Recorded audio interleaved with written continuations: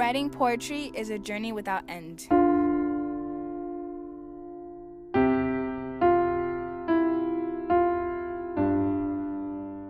On June 7, 1943, Yolande Cornelia Giovanni was born in Knoxville, Tennessee, also known as Nikki Giovanni.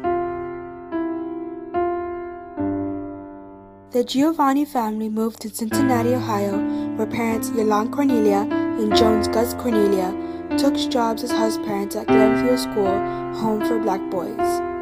During the family time here, Giovanni, her sister Grayanne, and her mother took jobs to her grandmother's house frequently.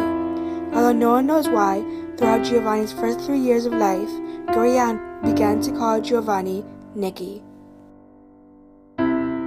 Giovanni's grandmother was extremely influential in her life. She was involved in many charitable and political events and taught Giovanni the importance of helping others and of fighting injustice. In your life of poetry, who influenced you the most?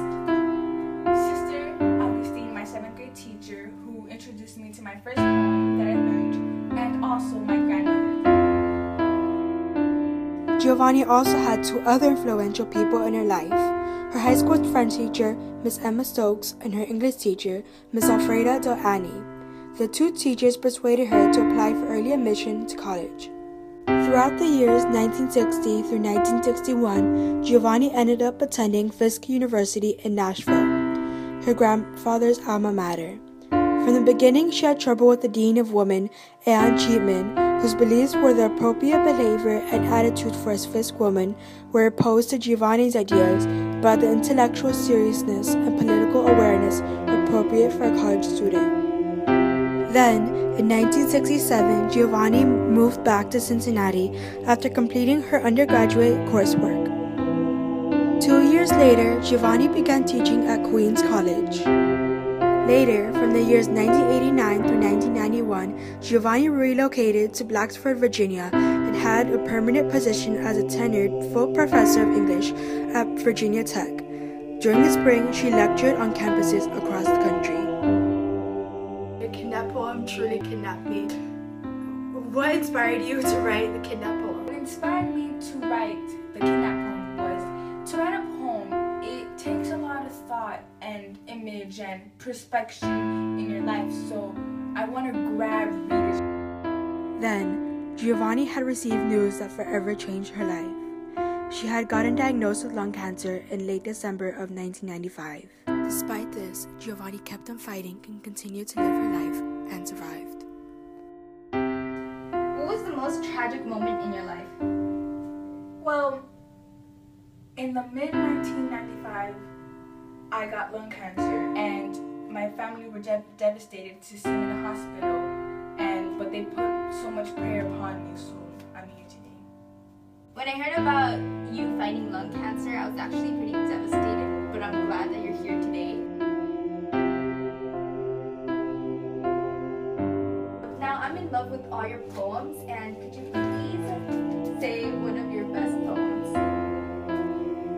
No problem. This is called I Wrote a Good Omelet. I wrote a good omelet and ate a hot poem after loving you. But in my car and drove coat home in the rain after loving you. I goed on red and stopped on green, floating somewhere in between, being here and there after loving you. I rolled my bed, turned down my hair, slightly confused, but I don't care. Laid out my teeth and gargled my comb. Then I stood and laid me down to sleep after loving you. Nikki, what is your favorite poem to write? A poem that I love is called Nikki Giovanni. Nikki Giovanni has won numerous awards for her writing, including NAACP Image Award, a Martin Luther King Jr. Award, American Book Award, and more. I know that you won many awards in your life, but which award honored you the most? Yes, indeed, I won many awards, but the one I loved the most was the Outstanding Woman Award in Tennessee. So how is it like to be a famous poet? Well, it's very flattering to see all my fans coming after my words, posting many things about how they love how my poems, how they're very impacting in their lives. It's not just writing to the soul, a writing that speaks the mind. Once you know who you are, you don't have to worry anymore.